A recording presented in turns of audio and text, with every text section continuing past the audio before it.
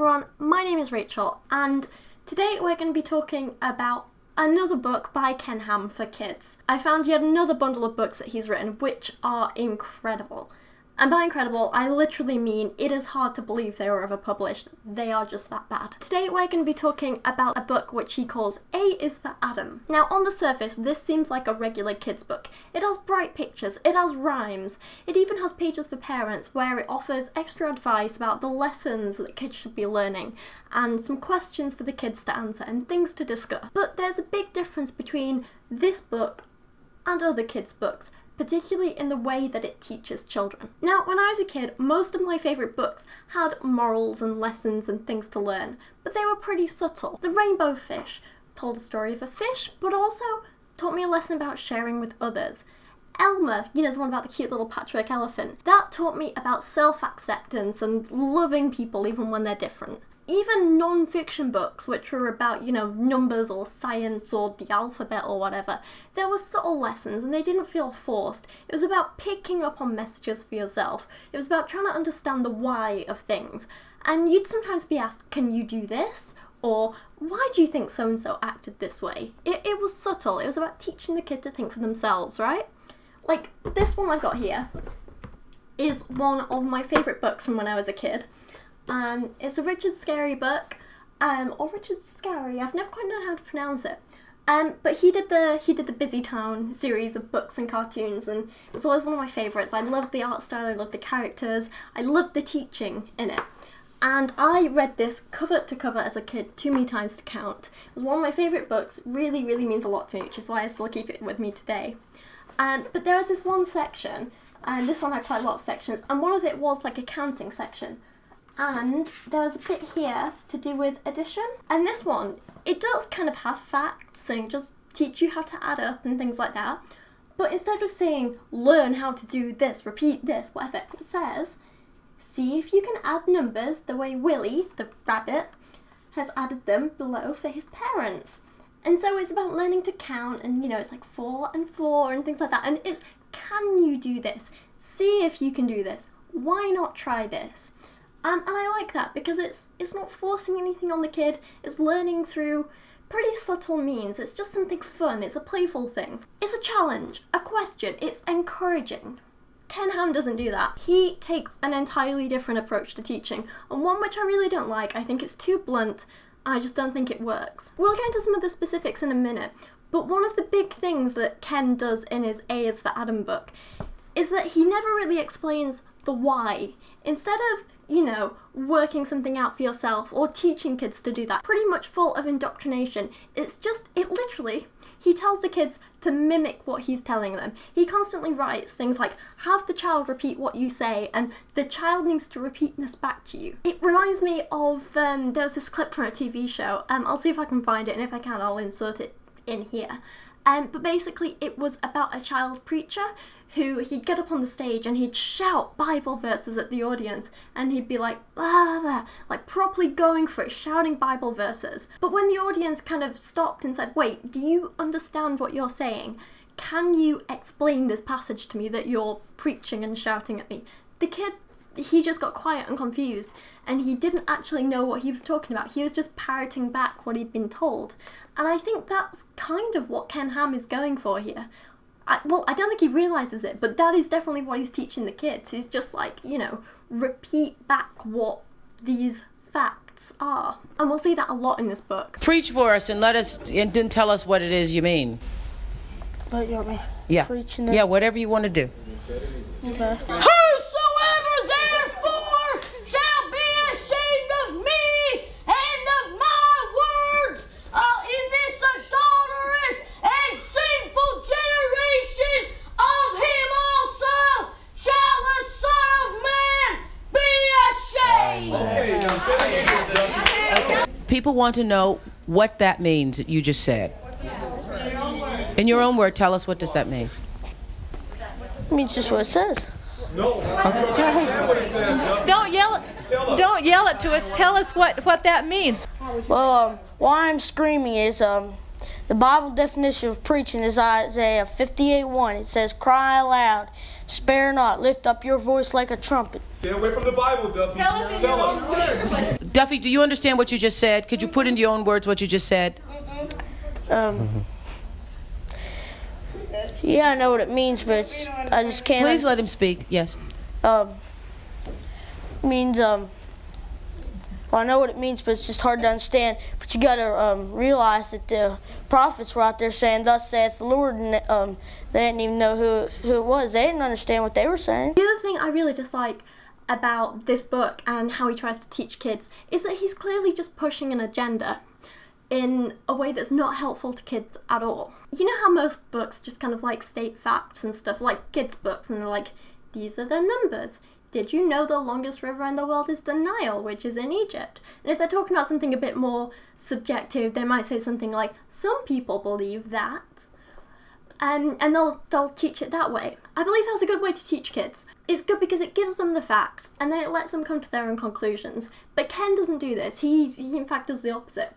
And like, he spends about 50% of the time in this book bitching about people he doesn't agree with. He likes to put in these little snide remarks. And this is just my personal opinion, but I don't believe he's doing that for the kids. I think he's doing that to make himself feel good, to make himself feel superior, and to cover his back if anyone tries to prove him wrong. He's kind of like discrediting them in advance. Even on the first page, he has these like unnecessary digs of, he wasn't a monkey, and although some scientists don't think so. And then in like, you know, the notes sections he has in there, in these places, Ken has the audacity to say things like, evolutionists indoctrinate us to think that apes and monkeys are very similar to us. Actually, if we did not grow up with this type of brainwashing, we would not think them to be similar nearly as much as we do. For one thing, completely wrong, and for two, it amazes me that he doesn't see the absolute irony in what he's saying, because that's literally what religion does. I mean, you go onto the Let It Be page and he continues with like, you know, these sort of snide little comments saying like, we did not evolve, God made it so plain, people are people, we just stay the same. It just annoys me. He has these little comments throughout and I just think they're unnecessary. They're the main issues that I have with this book and what he's teaching the kids, but let's kind of have a dive in at some of these specifics. Some of the bad science, some of the examples of him throwing his toys out of the pram and just kind of having a fit trying to discredit scientists, and some of the bits that just made me giggle. So to start off, under letter C, he starts teaching a pretty good message, where he writes, God loves everyone no matter what they look like, but then it just dissolves into absolute rubbish and scientifically incorrect babble when he says, but animals are always animals,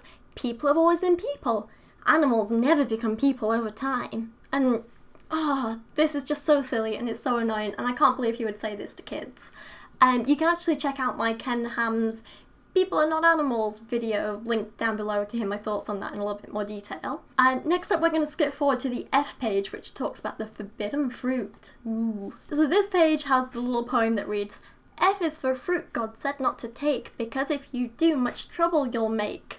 God, these rhyming couplets. They lived in the garden God specifically made, and if they obeyed him, they could have stayed. Now, the explanation that goes along with this page is very clear in repeating that God told Adam and Eve not to eat the fruit from the tree of knowledge of good and evil.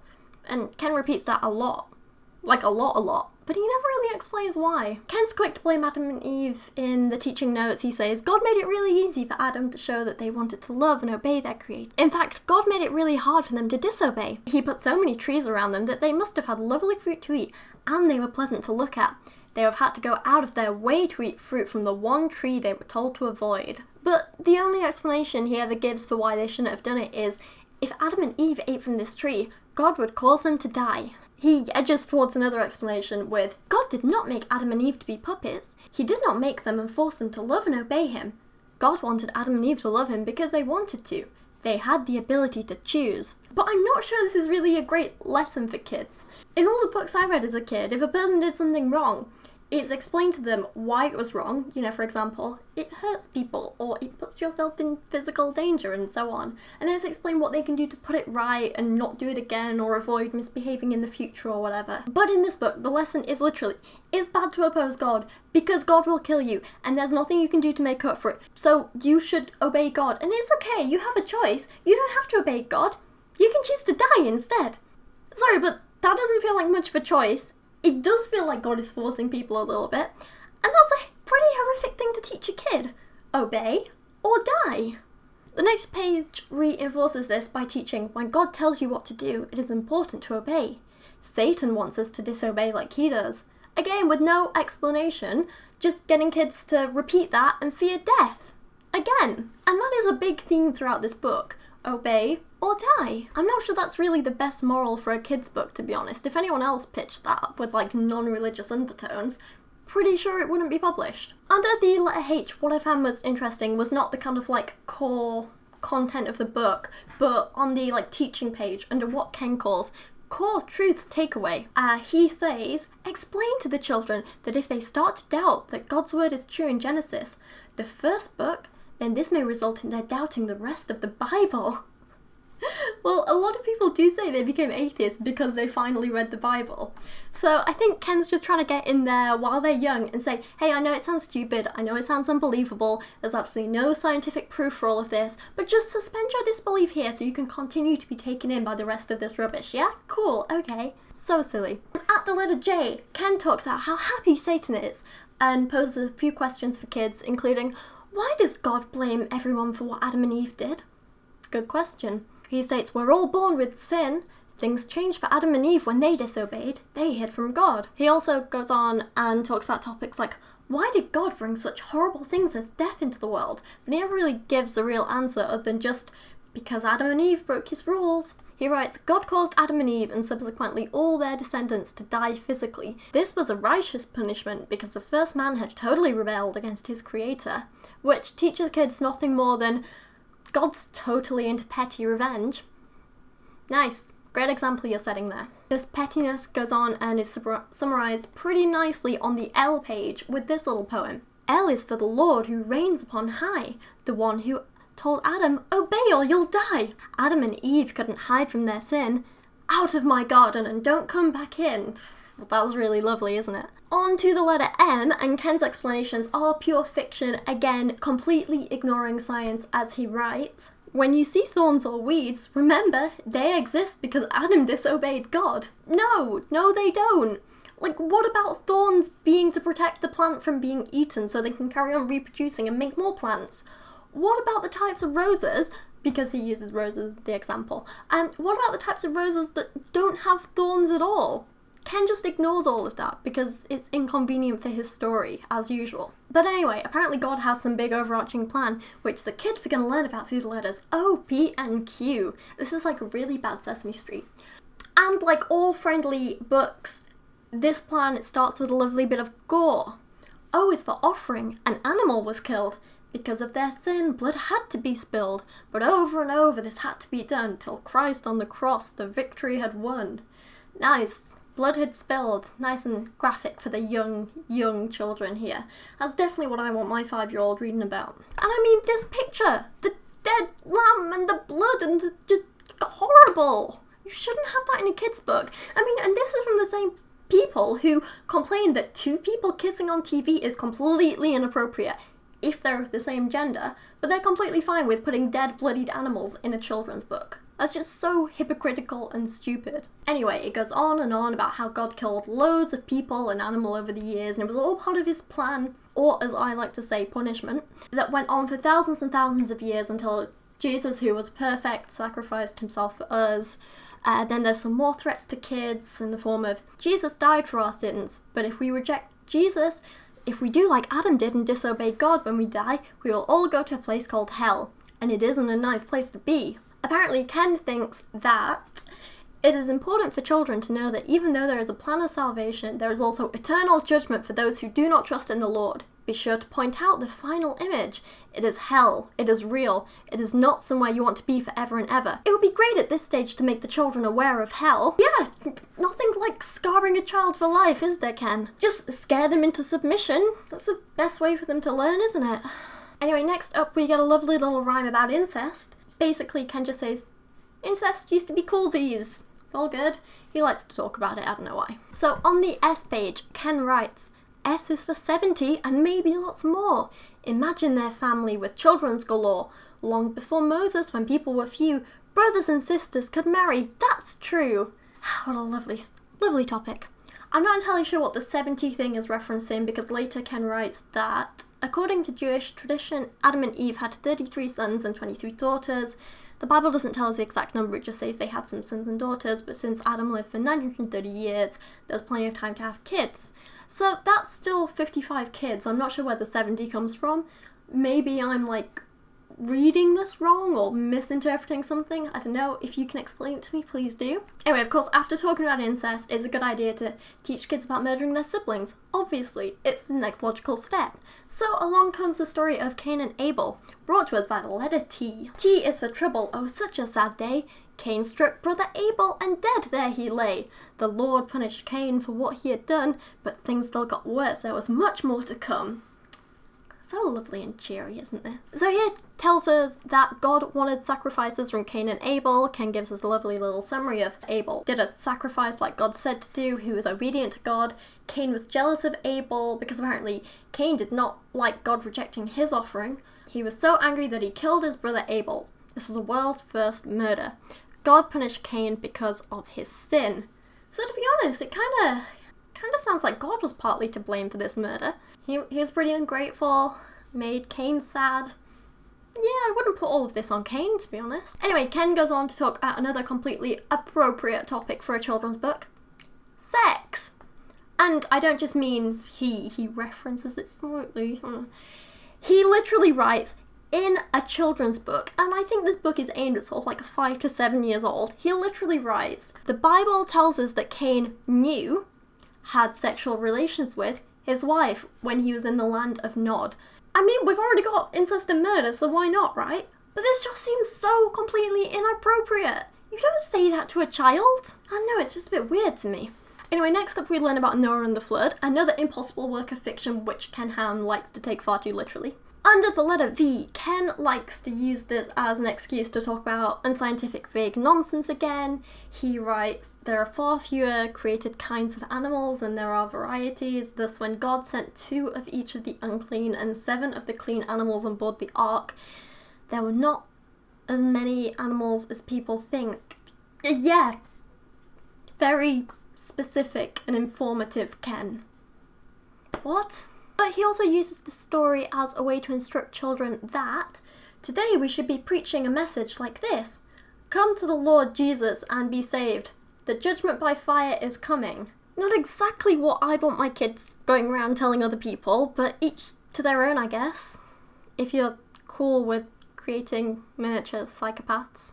We're nearing the end of the book now, and we get another petty revenge plot by God. Y is for yes, God did soon judge their sin by confusing their language. Oh, what a terrible din. He scattered the people all over the place till God's final judgment we'll all have to face. Ken explains this as, when the people all decided to disobey, God did something to make sure they couldn't continue to live or work together. They had to scatter over the earth like he told them to. Am I the only one who's kind of seen God as the villain in this story? He's kind of the bad guy, isn't he? Let's be honest. You're basically commanding kids to root for the villain here and saying, if you don't, he'll kill you. That doesn't sound very loving to me. There's also some more blatant lies here, as Ken claims that the Bible's record in Genesis is the only explanation for there being different language groups in the world. Which is just ridiculous and laughable, right? It's not the only explanation. Imagine if that was the only possible explanation. It's silly. Anyway, then it just ends with the typical pray for the unsaved and commit to God so he doesn't kill you message. And there we go. That is A is for Adam. Ken Ham's totally appropriate children's book about murder, sex, and blatant lies. Oh, and a little bit of incest too, don't forget that. Yeah, what did you think of it? Would you give this to your 5-year-old? Please don't. My mind is kind of being blown by these children's books by Ken Ham, because it's not just the kind of incorrect content, like the really weird fiction portrayed as science. It's the fact that so much of it is so inappropriate, and yet he thinks it's okay to tell kids this and to show them pictures of dead sheep and talk about sex. It's really weird. I find it so bizarre. But anyway, please let me know your thoughts on this. Tell me I'm not the only one who thinks this is insane. Tell me I'm not the crazy one here, please. But yeah, please do let me know your thoughts. If you like this video, please subscribe for more. I'm planning on doing more in this Creation for Kids series because it's so ridiculous and I'm kind of having a bit of fun with it. It's a good giggle, and also I think it's good to kind of warn people. Please don't give these books to your children, please, please. begging you, please. So if you did like this, please subscribe, and if you made it through this far, thank you so much for watching. I really, really do appreciate it, and I'll see you again soon.